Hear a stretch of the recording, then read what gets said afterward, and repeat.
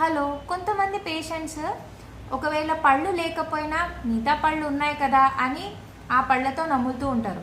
ఇక్కడ వెనకాల కొన్ని పళ్ళు ఉండవు, అయినా ముందు పళ్ళతో మేనేజ్ చేస్తారు. ఓకే, నడుస్తోంది కదా, టీత్ ఉన్నాయి కదా, వేరే టీత్ ఉన్నాయి, ఒక రెండు పళ్ళు లేకపోతే ఏమైంది అని మేనేజ్ చేస్తుంటారు.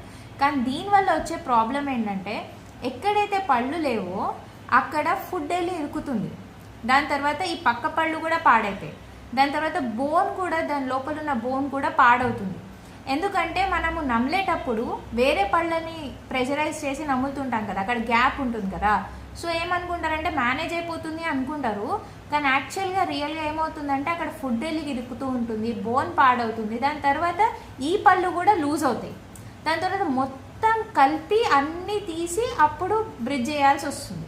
సో ఒకటి రెండు పళ్ళు లేనప్పుడే మీరు బ్రిడ్జ్ చేయించుకొని నీట్గా సెట్ చేయించుకుంటే మీకు అన్నీ అంటే ఎప్పటికీ నమ్మలడానికి బాగుంటుంది అనమాట. సో ఒకసారి ఇది నేను చెప్పింది ఒకసారి అర్థం చేసుకోండి. అండ్ ఒకసారి డెంటల్ క్లినిక్ వచ్చి ఒకసారి చెకప్ చేయండి ఒకవేళ మీకు టీత్ లేకపోతే.